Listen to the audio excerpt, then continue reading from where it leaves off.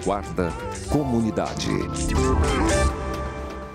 Olá, bom dia! No Vanguarda Comunidade de hoje vamos conversar sobre um tema que merece profundas reflexões, sobretudo nesse momento em que a maioria dos países está atenta à capacidade reprodutora de suas populações.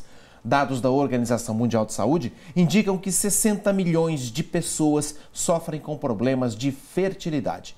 Vamos conversar sobre isso com o Dr. Fernando Macedo, ele é ginecologista, mas é um especialista em reprodução humana. Sabe bastante a respeito do assunto. Os dados já são alarmantes, os países estão preocupados. Se a Organização Mundial de Saúde já chamou atenção para esse aspecto, como é isso na visão do médico?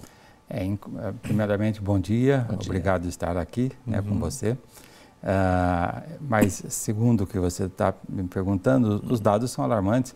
O que fica mais tranquilo hoje é que os casais estão procurando mais, estão um pouco mais abertos a esse problema, tá certo?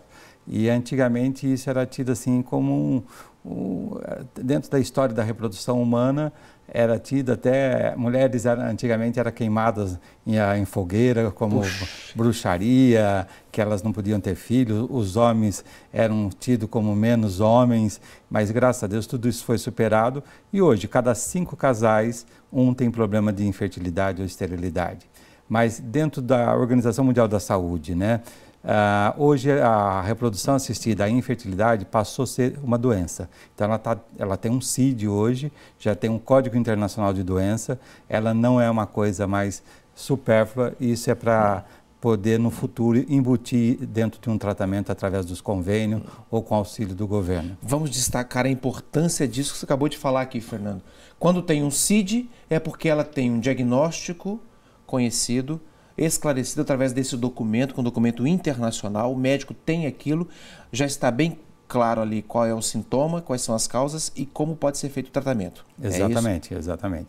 Hoje já existe, isso tem mais ou menos uns 2 ou 3 anos no máximo que foi incluído dentro do Código Internacional. Muito recente, hein? E isso, assim, a tendência no futuro é que isso seja colocado para os convênios, para o governo, facilitando a vida de muitos casais. No Brasil, estima-se que cerca de 2 milhões de pessoas apontam algum tipo de dificuldade ao longo da vida reprodutiva. Quais seriam as causas dessa quantidade de pessoas? Existe causa, assim, de forma geral, existe, por exemplo, o casamento tardio, colocar a profissão na frente, às vezes o casal, por problemas profissionais, quer primeiro se formar, ter uma formação, então posterga o casamento. E posterga o nascimento das pessoas. Posterga o nascimento. Recentemente fui abordado por um paciente meu que ele falou assim, Fernando, a situação é a seguinte, como que está tendo uma longevidade, as pessoas estão mais preparadas para ter uma vida longa, por que o útero também não está estendendo esse tempo?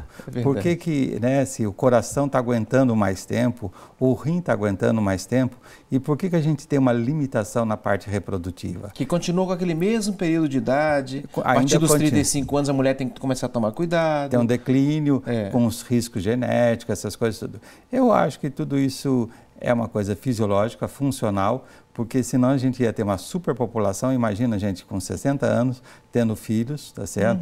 Então o mundo já existe um pouco da superpopulação e a cadeia alimentar, a desnutrição e daí assim, uma série de coisas vem tomando conta, Então, eu acho que a parte da fertilidade, principalmente da mulher, ela existe um rótulo mais ou menos até os 43 anos, ela ainda é produtora de óvulo, Agora, os índices de ocorrência em relação a problemas com a fertilidade, pelas pesquisas parece que empatam, são meio democráticos, tanto entre homens e mulheres, porque os fatores femininos, as causas desencadeadas por fatores femininos que somam 30% dos casos, os masculinos mais 30%, fatores associados ao próprio casal, masculino e feminino, também em torno de 30%, e sem causa aparente, infertilidade sem causa aparente em torno de 10%. Exatamente.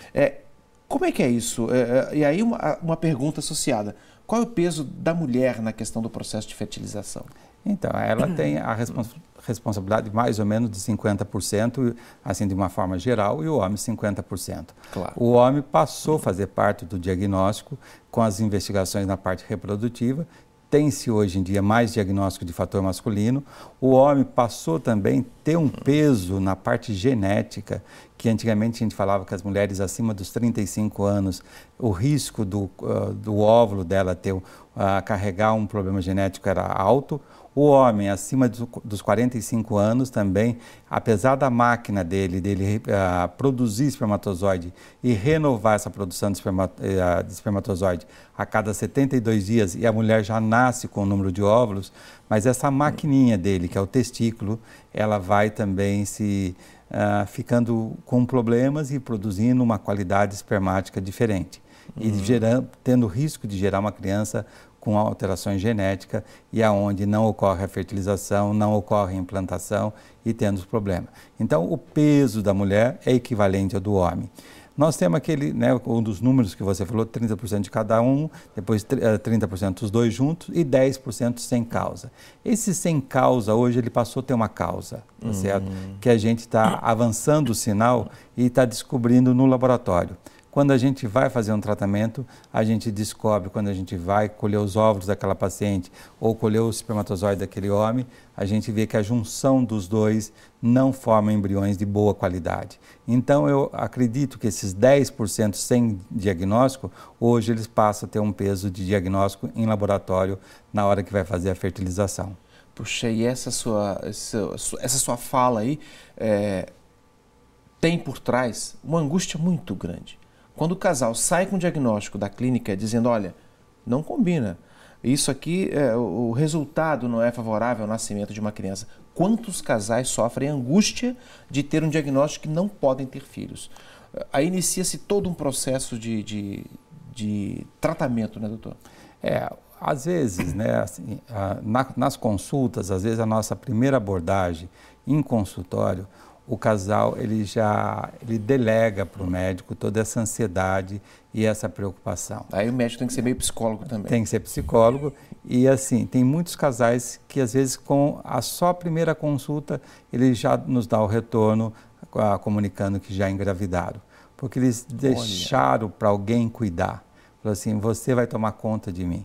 Então, já diminui o nível de ansiedade, libera mais serotonina. Se livrar daquela angústia que estava bloqueando o funcionamento das assim, coisas. O filho chega para o pai e para a mãe e fala assim, olha, paga a minha faculdade, entendeu? Então, assim, eles delegam aquilo e diminui. Em muitos casos, nós agravamos a situação ainda do casal, porque às vezes nós fazemos diagnóstico e a gente, infelizmente, a gente fala, nós não podemos omitir um diagnóstico. Claro. E às vezes muitos casais saem chorando, muito triste, eles têm que ir para casa, digerir a situação, retornar com o psicólogo, retornar na consulta, porque a gente, apesar de ser uma coisa muito diferente da oncologia, mas a gente se envolve com o sonho da vida.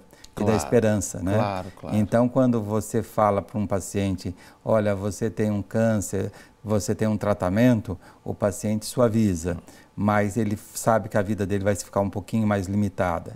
Quando nós falamos que ele tem uma dificuldade para engravidar, ele sabe que aquele período da vida dele vai ficar limitado. Então, o sonho dele de constituir uma família, o sonho da paternidade e da maternidade, é uma coisa que fica um pouquinho distante e foge o gerenciamento do casal. Então, fica delicado. Daqui a pouco nós vamos, no próximo bloco, falar a respeito de causas da infertilidade, tanto na mulher quanto no homem. Muito importante os detalhes, como, por exemplo, síndrome dos ovários policísticos, endometriose, problemas ovulatórios, enfim. Vamos falar a respeito de tudo isso com o Dr. Fernando Macedo. Até já.